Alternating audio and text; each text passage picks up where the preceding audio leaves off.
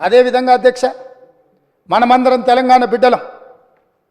దళితులు, గిరిజనులు, బలహీన వర్గాలు, తండాలలో, గూడెలలో, ఆదివాసీలు, అడవి బిడ్డలు, మైనారిటీలు, మహిళలు, మన అందరికీ తెలంగాణ తల్లి అంటే మన అమ్మ, మన అక్క, మన సోదరి. మనం కల్లారా చూసిన మన అమ్మలు, మన అక్కలు, మన కుటుంబ పెద్దలు ఎవ్వరు కూడా వజ్ర వైదూర్యాలతోని కిరీటాలు పెట్టుకొని, వడ్డానాలు పెట్టుకొని మనం ఎన్నడూ మన తెలంగాణ తల్లిని చూడలేదు అధ్యక్ష.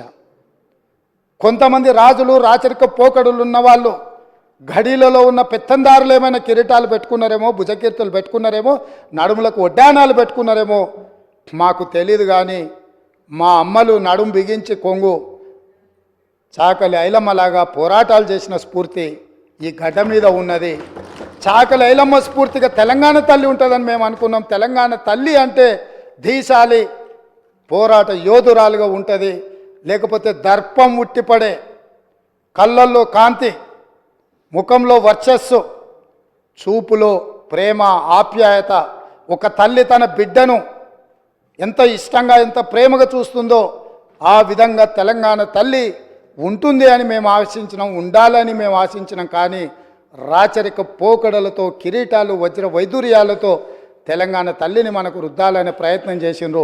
అందుకే కవులు, కళాకారులకు నిలయమైన ఈ తెలంగాణ రాష్ట్రంలో కవుల, కళాకారుల నుంచి సూచన తీసుకొని మన అమ్మలాగా మన తెలంగాణ తల్లి ఉండాలి, ఆ తెలంగాణ దర్పం ఉట్టిపడే విధంగా తెలంగాణ తల్లి ఉండాలని మంత్రివర్గం నిర్ణయం తీసుకుంటే కనీసం తెలంగాణ తల్లి విషయంలోనైనా రాజకీయ విభేదాలను, ఆలోచనలను పక్కన పెట్టి ప్రతిపక్షం కలిసి వస్తుందేమో అని మేము చూసినాం అధ్యక్ష.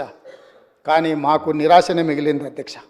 అదేవిధంగా అధ్యక్ష, ఆనాడు Osmania university, Kakatiya university, Palamuru university, Mahatma Gandhi university, ఏ యూనివర్సిటీ, ఏ కాలేజు, ఏ పాఠశాల, ఏ నగరం చూసినా, ఏ పట్టణం చూసినా, ఏ గ్రామం చూసినా, ఏ వీధి చూసినా ఆనాడు మారుమోగిన గీతం జయ జయ హే తెలంగాణ. ఈ గానం అందశ్రీ అనే ఒక కవి తెలంగాణ ప్రజలకు అందించి గుండెల నిండా ఊపిరి పీల్చుకొని లక్షలాది మంది తెలంగాణ ఉద్యమకారులు, నిరుద్యోగ యువకులు, విద్యార్థులు తెలంగాణ ఉద్యమంలో ముందు భాగాన నిలబడి పోరాటం చేసి ఆనాటి పాలకుల యొక్క దాష్టికానికి నేల కొరిగినా కూడా జయ జయ హే తెలంగాణ నినాదంతో ఈ తెలంగాణ రాష్ట్రాన్ని సాధించినరు. ఈ రాష్ట్రాన్ని సాధించిన జయ జయ హే తెలంగాణ గీతం ఈ తెలంగాణ రాష్ట్రీయ గీతంగా మారుతుంది అని చెప్పి 4 కోట్ల తెలంగాణ ప్రజలు భావించిండ్రు, ఆశించిండ్రు, ఆకాంక్షించిండ్రు.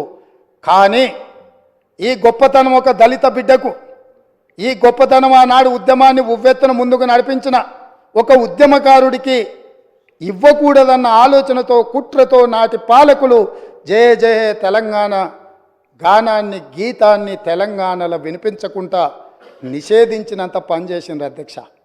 అందుకే ఈరోజు ఆ ఉద్యమ స్ఫూర్తితో ఉద్యమాలను గౌరవించే పార్టీగా, ప్రజల పోరాటాలను గుర్తించి, ప్రజల యొక్క ఆకాంక్షలను మన్నించి, ప్రజల యొక్క ఆలోచనలకే అనుకూలంగా పరిపాలన అందించిన పార్టీగా జయ హే జయ హే తెలంగాణ గీతాన్ని రాష్ట్రీయ గీతంగా ఆమోదించినాం.